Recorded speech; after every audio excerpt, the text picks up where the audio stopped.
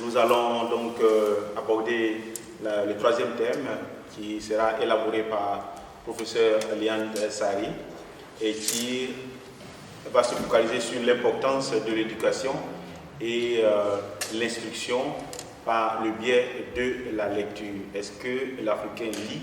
Est-ce que l'homme noir lit? En tout cas, il est un sachant. Il va nous délivrer ce qu'il sait par rapport à ce qui est dit. Professeur. Merci Adi. Merci à tout le monde.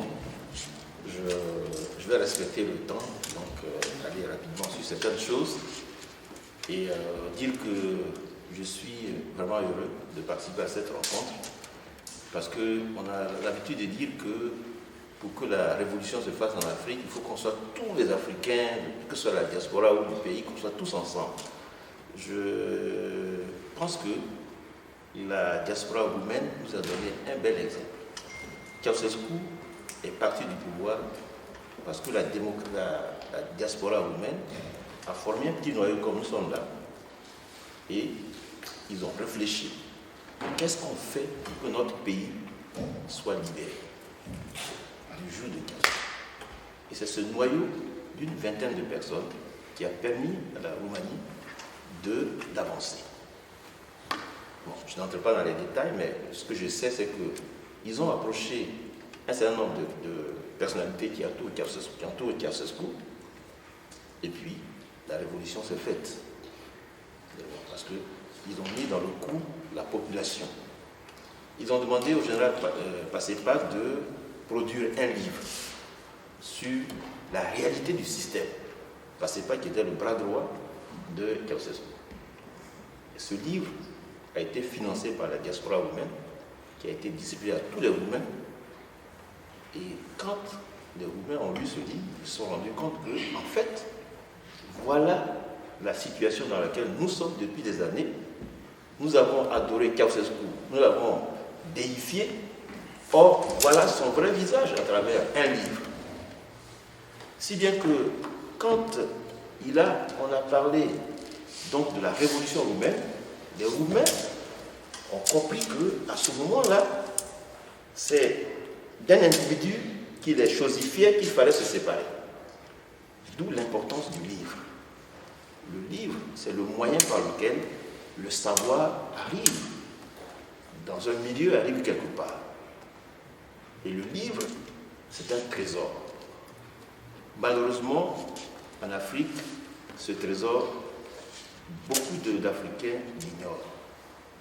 Et la plupart des problèmes que nous avons en Afrique viennent d'un fait capital qui est l'ignorance. La première chose que beaucoup d'Africains ignorent, c'est comme on ne les instruit pas suffisamment, ils ignorent même ce que c'est que le droit à la vie, qui est le premier droit de l'être humain. Le droit à la vie, vous n'avez pas le droit de mettre fin à la vie d'un autre. Or, que voit-on en Afrique? Très souvent, et on accuse toujours les Blancs de fournir des armes, mais qui utilise ces armes? Qui tue son frère? Qui égorge son frère? Qui éventre les femmes? Ce sont les Africains eux-mêmes. Si bien que depuis quelque temps, moi j'ai pris l'habitude de ne plus accuser seulement les Blancs, mais de dire que c'est nous-mêmes qui sommes responsables de notre malheur. C'est nous-mêmes. Si je prends le cas de la Côte d'Ivoire, on est arrivé à une situation où des gens ont pris des armes. Comment? C'est des jeunes qui étaient désœuvrés, qui n'avaient jamais vu de l'argent, à qui on a promis 10 000 francs CFA par mois ou par jour, qui se sont trouvés avec 500 000 francs en poche. On dit non, allez, dès que vous allez changer de régime, vous serez généraux dans l'armée, même ceux qui ne savent pas lire et écrire, et ils le sont aujourd'hui. Vous avez des commissaires qui ne savent pas lire aujourd'hui en Côte d'Ivoire. Tout ça, c'est le fait de l'ignorance. Des gens qui ne savent pas lire et qui sont fiers d'être commissaires d'un commissariat de police. C'est ça l'Afrique aussi, l'autre réalité de l'Afrique. Parce que nous ignorons beaucoup de choses. Il y a des gens qui sont à la place où ils ne doivent pas être. Parce que mon frère est président, on me nomme directeur d'école alors que je ne sais même pas lire et écrire. Mais on va où avec ça? Donc il y a le problème de la culture, de l'éducation. Et l'éducation, c'est simple. L'éducation, c'est ex ducere, c'est-à-dire prendre quelqu'un, par exemple, qui mangeait à la main, lui apprendre à se servir d'une fourchette et d'une cuillère. C'est-à-dire le conduire dans une autre voie, tout simplement. Bon, beaucoup de ces choses-là manquent. Et je veux toujours m'apitoyer sur la Côte d'Ivoire, enfin, prendre le cas de la Côte d'Ivoire.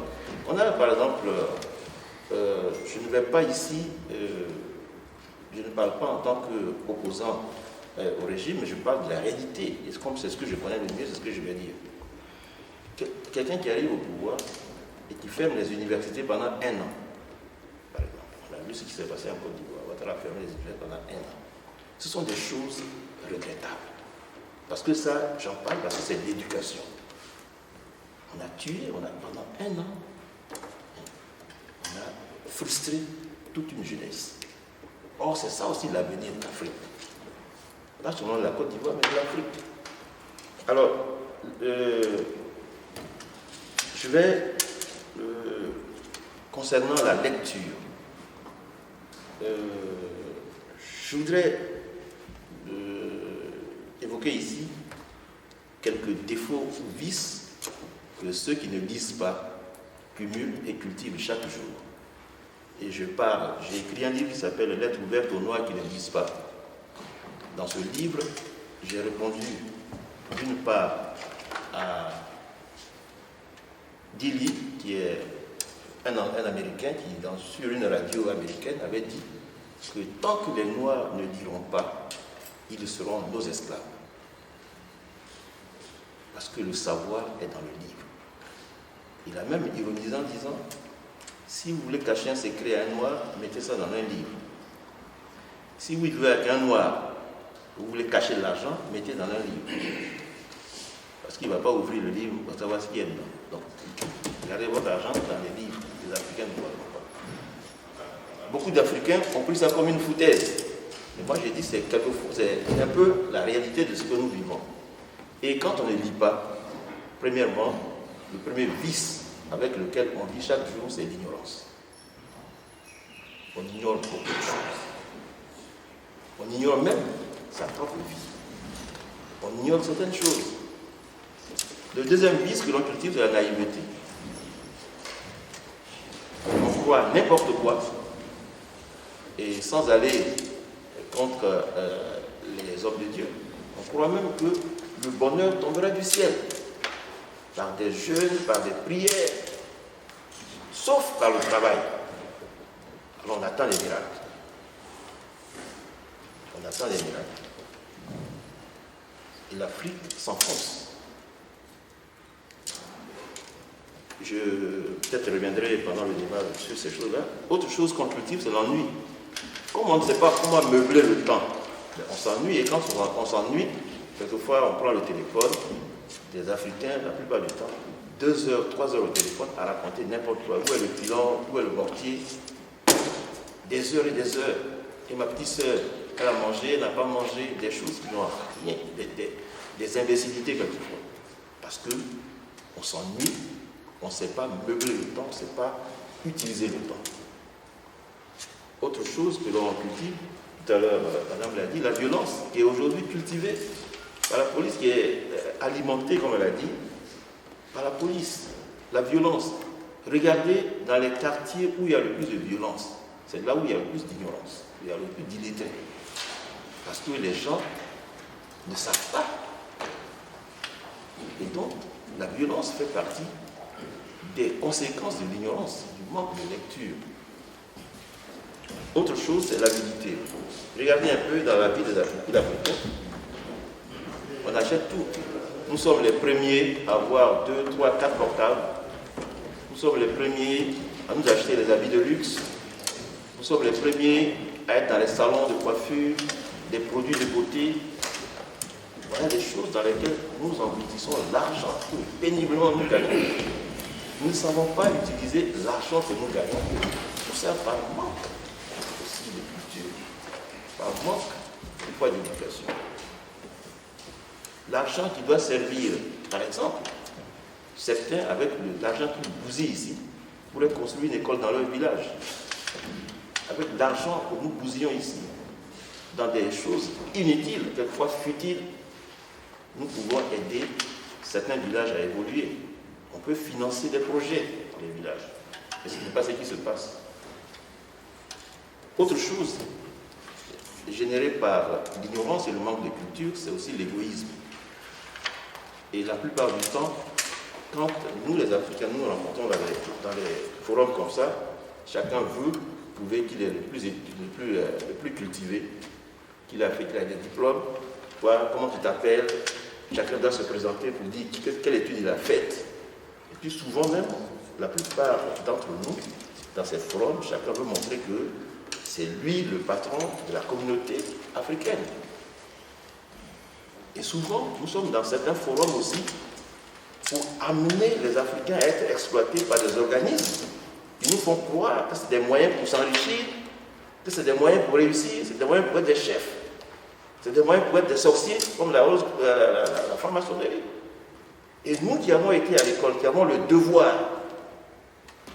de retourner l'ascenseur à nos parents, c'est nous qui sommes les premiers à les exploiter. Ceux qui ont fait des études en Europe et qui retournent au pays sont les pires ministres quelquefois que ceux qui nous sont restés vraiment au pays. Tout cela par manque d'éducation et par manque de conscience surtout. Aujourd'hui, à mon avis, le problème de l'Afrique, c'est un déficit moral.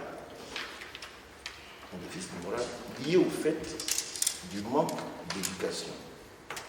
Et moi, j'ai très mal parce que je suis enseignant d'abord. Et quand je vois que beaucoup de choses peuvent être étudiées et ne le sont pas, ou peuvent être enseignées et ne le sont pas, ça fait mal. Je vais terminer.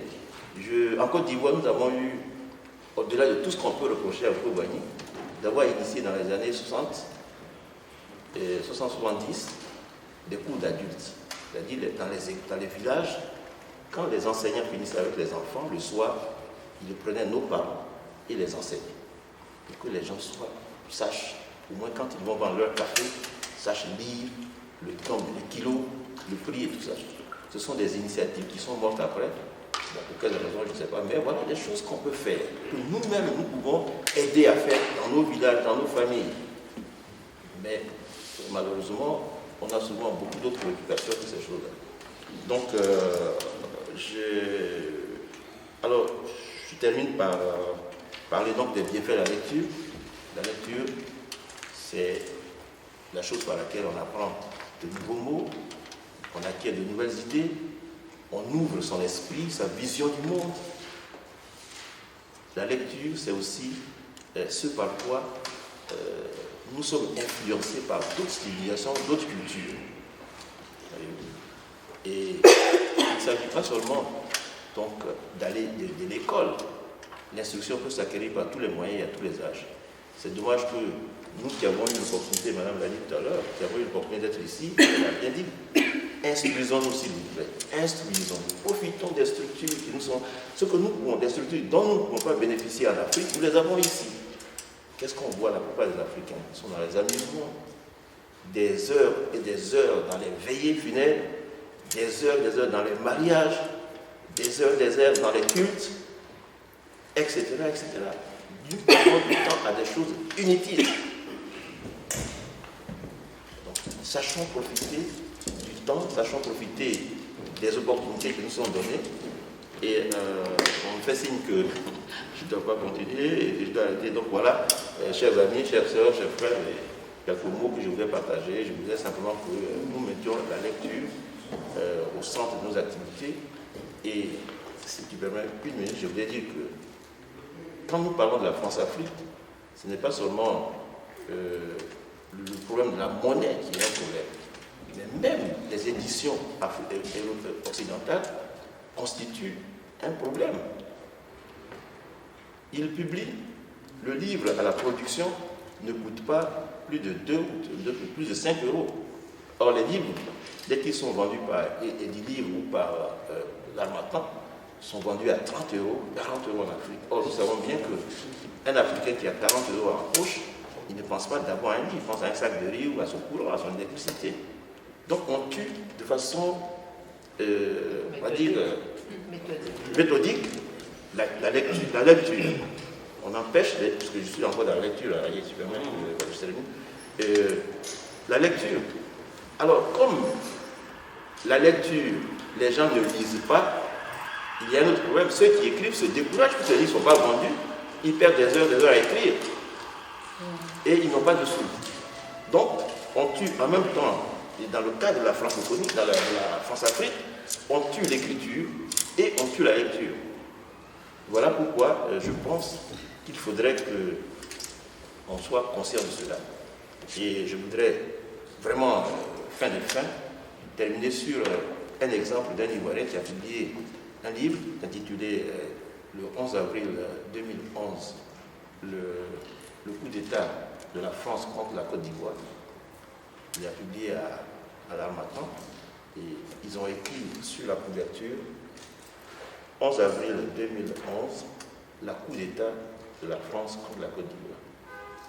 Le livre était donc invendable. Il a porté plainte à l'Harmattan. Tout ce qu'il a obtenu, c'est que c'est une faute de frappe. On a demandé à l'Harmattan de reprendre la couverture. Or, ce livre ne peut plus le vendre. Donc, il y a des politiques sournoises que nous devons essayer. Donc, voilà, je vous remercie.